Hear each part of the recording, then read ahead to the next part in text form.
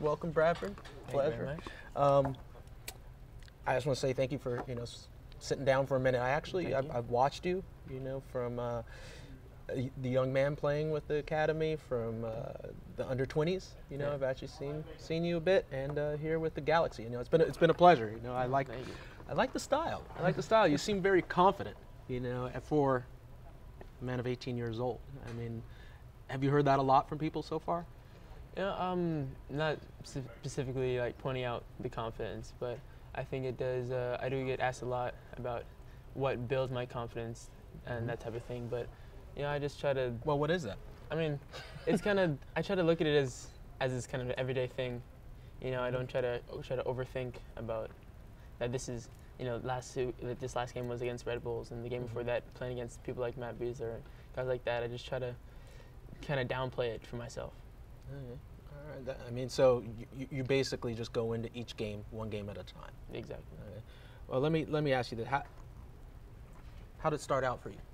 Well, first off, even more importantly, you go by Bradford Jamieson, Bradford Jamieson IV. I mean, what do you want to be? It's really what people like to call me, because the man of many names. They just call you the fourth? Adam loves to call me Ivy all the time. Really? Yeah, my grandma does the same thing. She calls me Ivy. Ivy, yeah. All right. And then most of my friends call me BJ from growing up.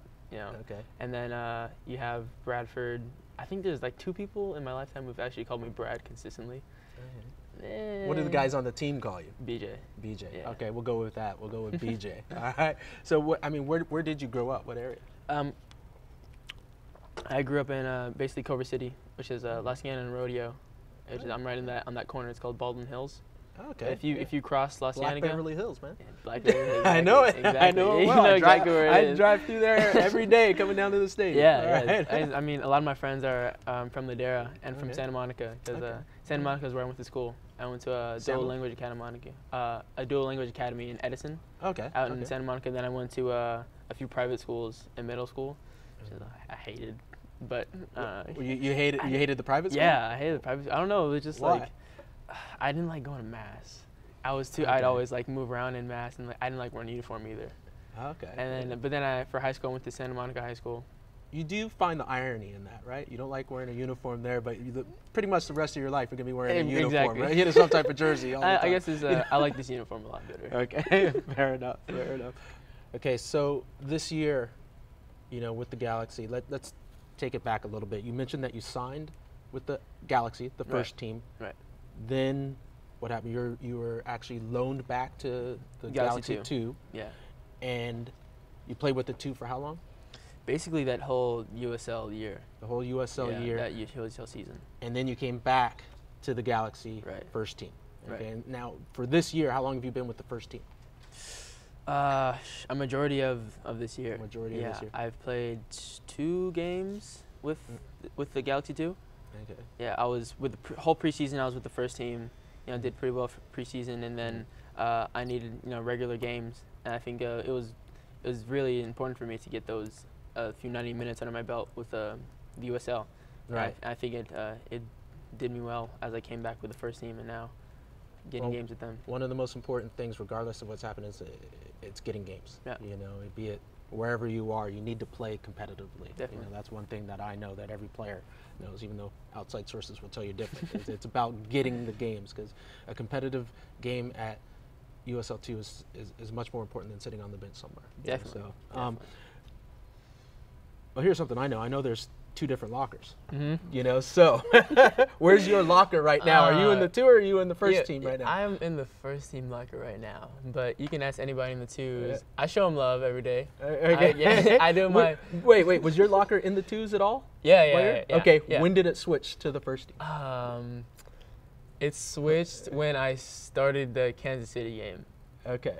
Yeah. Okay. So then, what was that like to actually? Okay, you're not realizing that your locker had been switched over from the 2s to the Galaxy. It's kind of like I go through that day where I'm like bringing on my stuff from that locker. Yeah. I'm just like, see you guys. But I walk back before every training session, before they run out or after. I say hello to the guys, and we see each other in the gym all the time. Okay. But I mean, it's easy to jump back and forth. They're both You're with the Galaxy now, the first team. You have your first start against Kansas City, right. and you're playing out on the wing. Is that your preferred position or up top?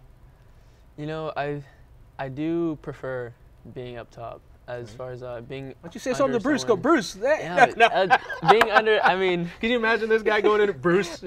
Honestly, exactly. I'm playing where he's gonna play me. You know, if I'm getting minutes, I'm not saying a word. You know? Right. I mean, I'm getting minutes, I'm not saying a word. But playing under someone like Gord, or just being at that with John Ford, I do like a lot. I think the freedom suits me well as far as the way I think as a player. You know. Yeah.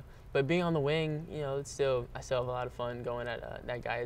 It's a little more of a, like, you know, you get a grudge against that wing back that you're playing against. So it's a little more one-on-one. Yeah, that's where it's more one-on-one. Yeah, trust me, I know.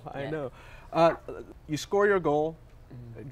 I mean, in a massive game for MLS, LA Galaxy against New York Red Bull on ESPN.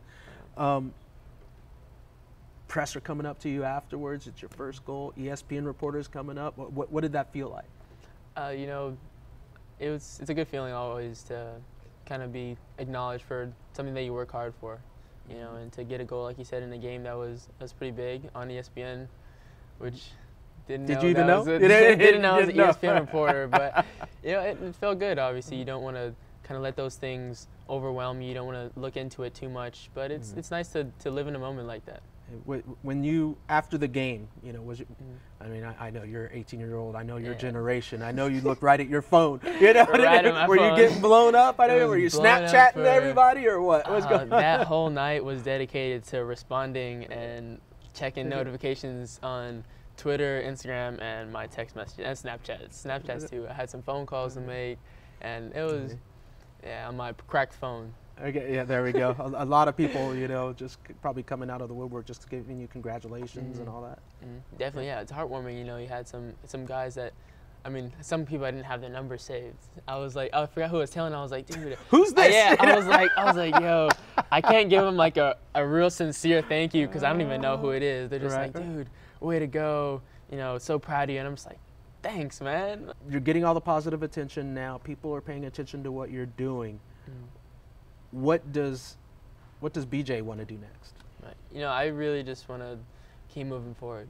You know, there's always... What's that? What's moving forward? Moving forward is getting better at every little thing that I can, is to have a better game than the last game. You know, the first thing I think someone asked me after the Kansas City game was the exact same thing, what's next? And I said, what I want to do, I want to score in the next game. I want to be better defensively in the next game. I want to move forward so that I don't just stay in one place. You always want to get better. You want to gain more trust in the coaches, and you want to be a lot more reliable. At the end of the day, it is 2 good games, you know, and it's just that, 2 good games. You know, I can have 2 good games in my whole career, and after 5 years, you have 2 good games. What is that? I mean, you know. Yeah, no, trust me, I know. You know, yeah. Just be aware, just be aware. No, but that's good. You have a good, good attitude towards it because it is only 2 games, and everything you said, that's a short-term view. What's a midterm view? I mean, is the under-20s something that you're looking to be a part of? Definitely. You know, the U20 World Cup has become somewhat of a dream of mine as far as being a residency, and as they prepare you for that U17 World Cup, and our cycle didn't even qualify. So it was something that hit at the heart, and I was like, dude, there's so much preparation and all that, and for us not even to show up it was a little discouraging. So this U20 World Cup is kind of like revenge. You know, a lot of teams from that U17 World Cup and even want to turn around and do well here and, you know, impress some people and turn around and maybe represent the U.S. in the Olympics and turn around and give yourself a chance to represent, you know, the U.S. on the biggest stage. Thanks for taking the time, man. I Thank you. Appreciate it. Bradford Jamieson IV, BJ.